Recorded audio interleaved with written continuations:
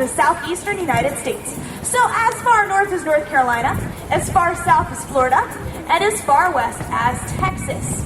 Now, for the most part, everybody in this pool here is a mature adult. So that means the females are these little ones right here, somewhere between 6 and 9 feet in length. And then we have our big males, easily reaching 10 to 15 feet in length.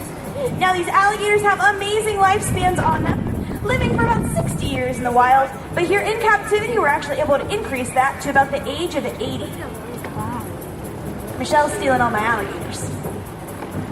Now, what are we feeding these guys? This stuff is chicken, plain old chicken, same kind of stuff you get in the grocery store. Chicken. Go out to later on, same stuff. The only difference between this chicken and the chicken you eat is that our chicken here for these alligators has been sitting out for a little while. It's pretty gross, not something you guys would touch with a 10-foot pole, but guess what? Our alligators absolutely love it. They are natural scavengers, so finding something that is somewhat dead and decomposed is kind of their deal. Doesn't bother them at all.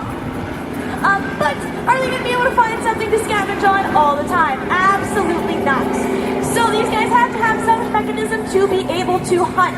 And they are ambush hunters. So if you take a look at an alligator's head, you'll notice that their eyes as well as their nostrils are at the very top of their head, which allows them to submerge their entire bodies.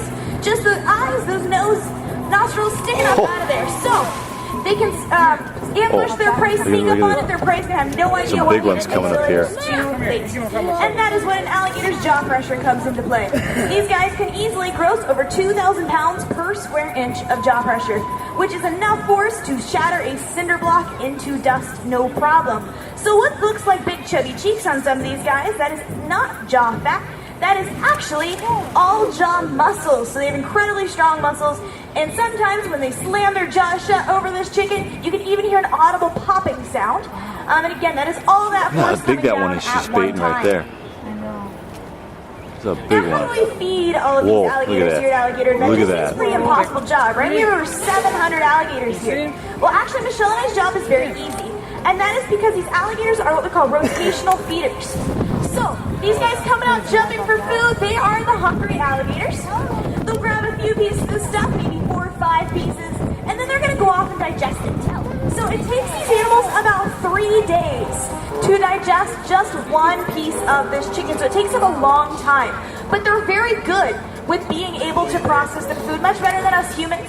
If you think about it, we eat, 3 times a day, if not more sometimes. We go to the bathroom a lot. We're horrible, horrible eaters. We only use about 10 to 20% of the food we take in. The rest of that food in process and then eventually gets excreted. These alligators, though, are the complete opposite. So they use 80 to 90% of the food they take in, going to those fat stores, those energy stores, and so they are much, much better with their food than us. So they don't need to eat a whole lot, and they don't go to the bathroom as much either.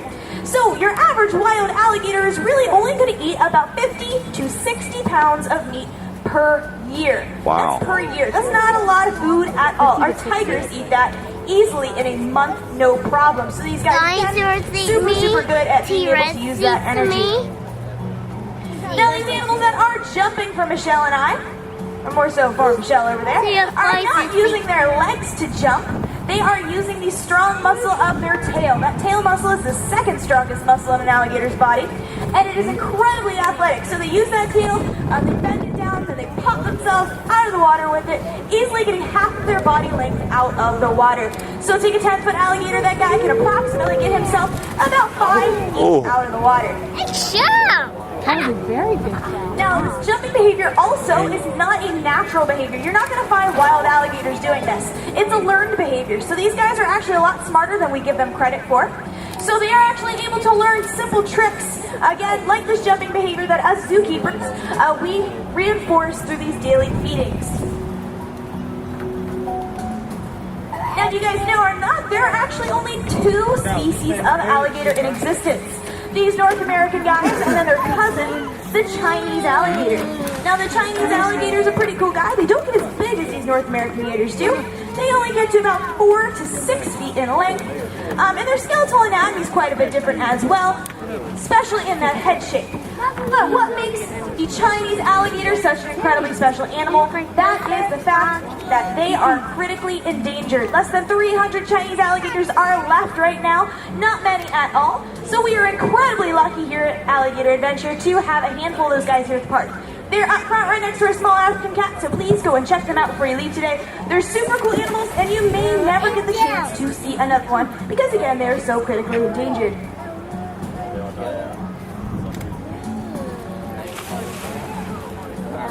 Now I am down to my last piece of chicken. I'm going to see if I can get at least one more jumper for you guys before we conclude this show.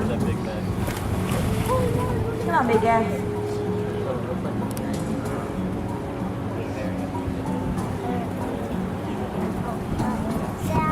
Out here doesn't work, right?